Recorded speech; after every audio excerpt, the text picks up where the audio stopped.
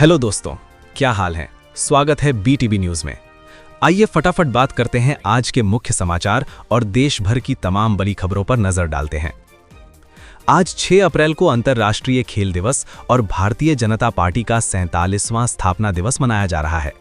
प्रधानमंत्री नरेंद्र मोदी आज असम में 3 चुनावी जनसभाओं को संबोधित करेंगे और आने वाली 14 अप्रैल को दिल्ली देहरादून एक्सप्रेसवे का उद्घाटन करेंगे। तेज गर्मी को देखते हुए बिहार के करीब 80,000 सरकारी स्कूलों का समय बदल दिया गया है। अब स्कूल सुबह 6:30 बजे से दोपहर 12:20 तक ही चलेंगे। शराब नीति मामले में आज दिल्ली हाईकोर्ट में मुख्यमंत्री अरविंद केजरीवाल खुद अपना केस लड़ेंगे। अमेरिका के राष्ट्रपति डोनाल्ड ट्रंप ने ईरान को 7 अप्रैल तक हॉर्मुज रूट खोलने का अल्टीमेटम दिया है और ऐसा न करने पर भयंकर तबाही की चेतावनी दी है। इस युद्ध में अब तक 3600 से ज्यादा मौतें हो चुकी हैं। देश में CNG की कीमतों में 1.5 रुपए से 4 रुपए प्रति किलो तक की बढ़ोतरी की गई है। वहीं मूडीज ने पश्चिम एशिया के तनाव के कारण भारत में महंगाई बढ़ने की चेतावनी भी दी है। LPG संकट के बीच सरकार ने 5 किलो वाले छोटू सिलेंडर के लिए एड्रेस प्रूफ की अनिवार्यता खत्म कर दी है और लोगों से गैस की ऑनलाइन बुकिंग करने की अपील की है। फर्जी रेलवे टिकटों पर रोक लगाने के लिए रेलवे ने 7 लेयर वेरिफिकेशन सिस्टम लागू किया है। अब TTE एक खास ऐप के जरिए मौके पर ही असली नकली टिकट की पहचान कर लेंगे।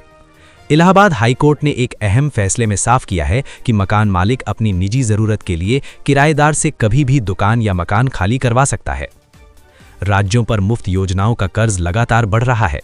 लाडली बहना जैसी योजनाओं के कारण मध्य प्रदेश का कर्ज अब रेड लाइन पार कर चुका है। FSSAI की एक रिपोर्ट ने चिंता बढ़ा दी है। देश भर में 17.5% खाने पीने की चीजों के सैंपल फेल हो गए हैं, जो भारी मिलावट का संकेत है। सरकारी आंकड़ों के मुताबिक देश में 14 साल से कम उम्र के 45,000 बच्चे भीख मांगने को मजबूर हैं। इस मामले में यूपी पहले और राजस्थान दूसरे नंबर पर है। सुप्रीम कोर्ट ने एक मामले की सुनवाई के दौरान सख्त टिप्पणी करते हुए कहा कि देश में आज भी महिलाओं की आज़ादी सीमित है और घरेलू हिंसा की घटनाएं बेहद क्रूर हैं।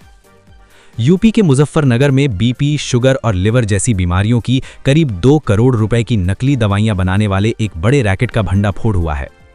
मौसम विभाग ने दिल्ली, यूपी, बिहार समेत 9 राज्यों में आंधी तूफान का अलर्ट जारी किया है। यूपी में बिजली और आंधी से 15 लोगों की दर्दनाक मौत हो गई है। राजस्थान, मध्य प्रदेश और हरियाणा में बेमौसम भारी बारिश और ओलावृष्टि से किसानों की गेहूं और सरसों की फसलें पूरी तरह से बर्बाद हो गई हैं। टेक जगत की बात करें तो गूगल ने अपने जेमिनाई AI में जेमा 4 मॉडल पेश किया है, जो खुद एक AI एजेंट की तरह काम करेगा। बिना हाथ पैर वाली भारत की 18 वर्षीय पैरा तीरंदाज पायल नाग ने विश्व चैंपियन को हराकर स्वर्ण पदक जीत लिया है और देश का मान बढ़ाया है।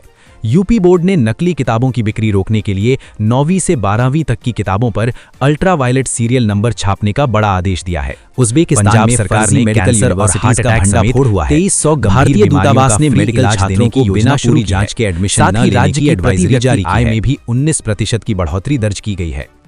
एयर इंडिया ने ईरान-इजराइल जंग के खतरे को देखते हुए इजराइल की अपनी सभी उड़ानें 31 मई तक सस्पेंड कर दी हैं। दिल्ली से लेकर जेवर इंटरनेशनल एयरपोर्ट तक 10 लेन का देश का सबसे बड़ा ट्रांसपोर्ट हब और हाई स्पीड रेल लिंक बनाया जाएगा। चुनाव आयोग ने सख्ती दिखाते हुए आचार संहिता लागू होने के बाद से अब तक 650 करोड़ रुपए की नकदी, शराब और ड्रग्स जब्त किए हैं। नेपाल सरकार ने देश में पेट्रोल डीजल के भारी संकट को देखते हुए सरकारी कर्मचारियों के लिए हफ्ते में 2 दिन शनिवार और रविवार की छुट्टी का ऐलान किया है।